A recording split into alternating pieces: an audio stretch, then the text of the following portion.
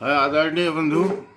मैं आज आपसे एक बहुत ही विरक्त स्थिति में एक बात करना चाहता हूँ, कृपया ध्यान से सुनेंगे। कि प्रभु श्री राम मंदिर के बारे में अनाप शनाप बोले जा रहे हैं और वो विपक्षी जो बोल रहा है बोलने दीजिए। उस बोलने का तो कोई हम वैल्यू नहीं देते हैं, क्योंकि हाथी चले बाजार कुत्ता भूखे हजार।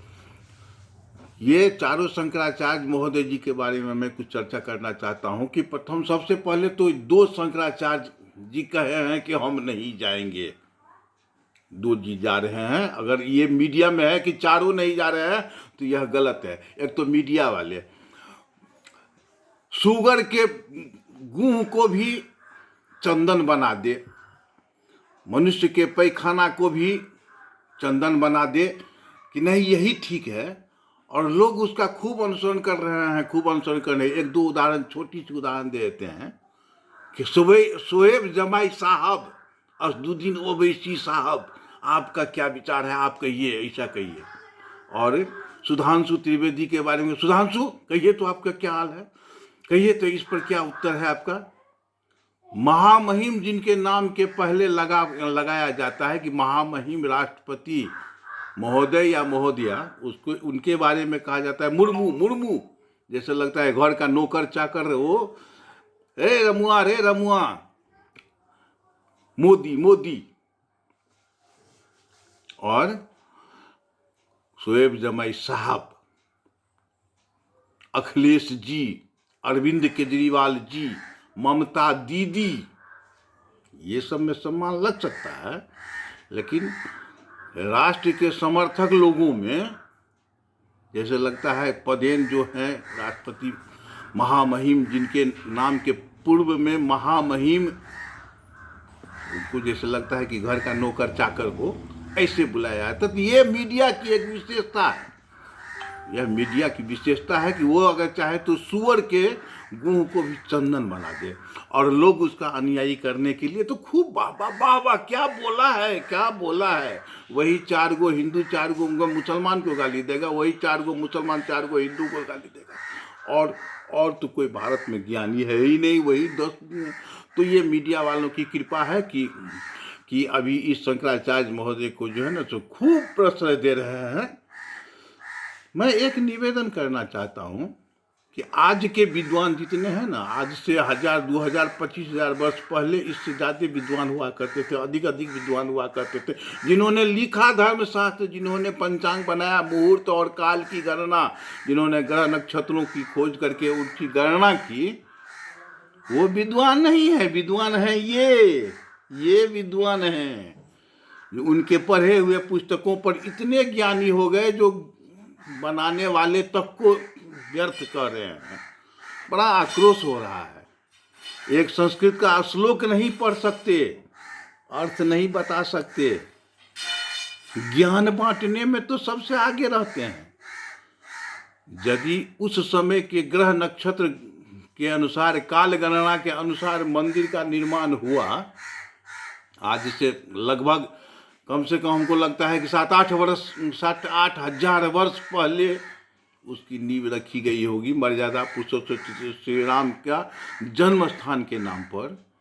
और उतने काल गणना के पश्चात भी उस मंदिर को कोई बचा नहीं पाया, तोड़ दिया गया, जिसमें लाखों ऋषि मुनि महात्मा से लेके क्षत्रिय से लेके एक से एक योद्धा सब लड़े मरे, फिर भी उस मंदिर को बचा नहीं पाया गया, उसको तोड़ ही दिया गया, और उसका नाम चाहे जो भी दिया गया हो। आज अगर उसका पुनरुद्धार हो रहा है, निर्माण नहीं हो रहा है, पुनरुद्धार हो रहा है, उस निर्माण कार्य को पुनः भव्य रूप प्रदान किया जा रहा है। और चाहे भारत के कितने भी हिंदू हो या मुसलमान हो, किसी के मन में द्वेष नहीं है।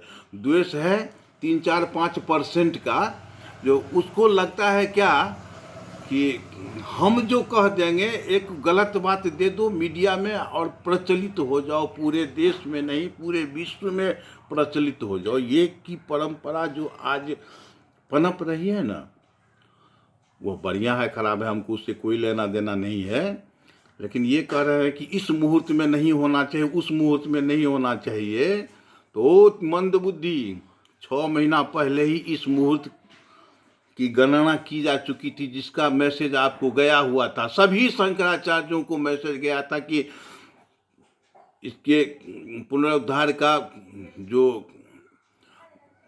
पुनः शिलान्यास होना है वो इस तिथि को शिलान्यास होगा, इस तिथि से प्रारंभ होगा। आप नहीं जा सकते थे वहाँ। अब बहुत ज्ञानी हैं तो क्या आप उसमें सुधार करने के लिए जाने में लकवा मार गया था? लकवा मार गया हो तो ठीक था।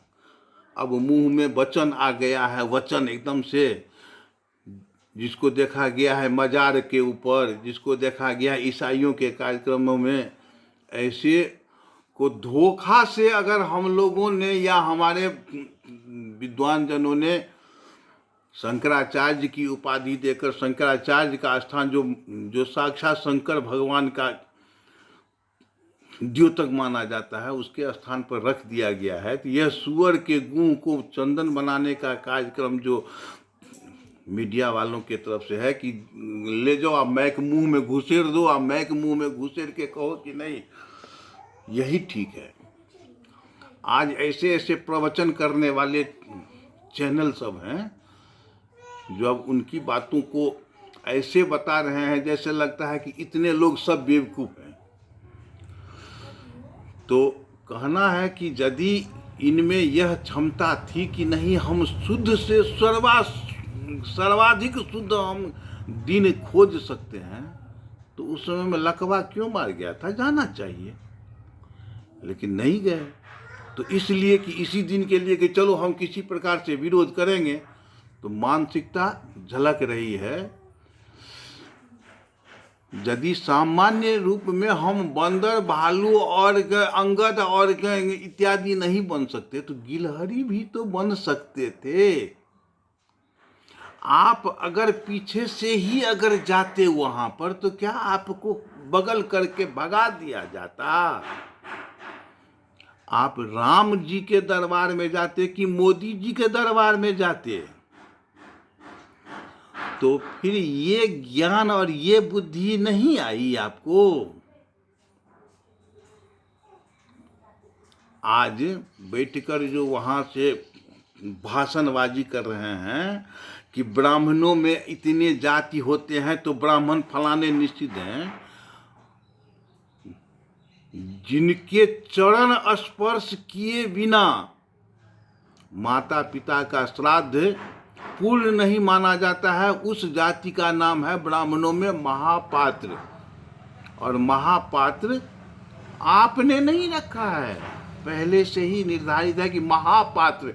पात्र तो बहुत है, सुपात्र, अपात्र, कुपात्र, लेकिन महापात्र के चरण स्पर्श किए बिना कोई भी ब्राह्मण अपने पितृ ऋण से और मातृ ऋण से तो खैर ऊरीन नहीं हो सकते, किंतु श्राद्ध कर्म से ऊरीन होने के लिए उनका चरण स्पर्श करना आवश्यक होता है। और उसे ये कह रहे हैं कि ये ब्राह्मणों में निषिद्ध होता है। एक व्यक्ति प्रश्न किया कि अगर निम्न जात के व्यक्ति संत हो जाए तो क्या उन्हें ज्ञान प्राप्त हो? अरे भैया, कौन कहता है कि हिंदुओं में निम्न जाति होती है? अगर आज का कोई ब्राह्मण किराना का दुकान खोल ले और जाकर वो अपना व्यवसाय करें तो उन्हें कोई ब्राह्मण मानेगा? अगर कोई जिसको आप निषिद्ध, मैं नहीं निषिद्ध कर रहा, हिंदू में तो कोई निषिद्ध होता ही नहीं है। यदि कोई डूम या चमार या हलखोर ज्ञानी नहीं हुए हैं क्या? एक से एक ज्ञानी हुए हैं, एक से एक संत महात्मा हुए हैं, उनकी पूजा तो सभी किए हैं।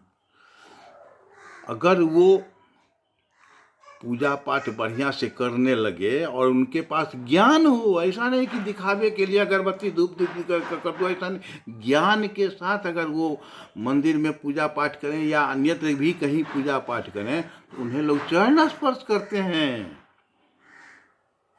और ब्राह्मण अगर वहाँ पर उस योग्यता में नहीं हो तो क्यों चरण स्पर्श करेंगे?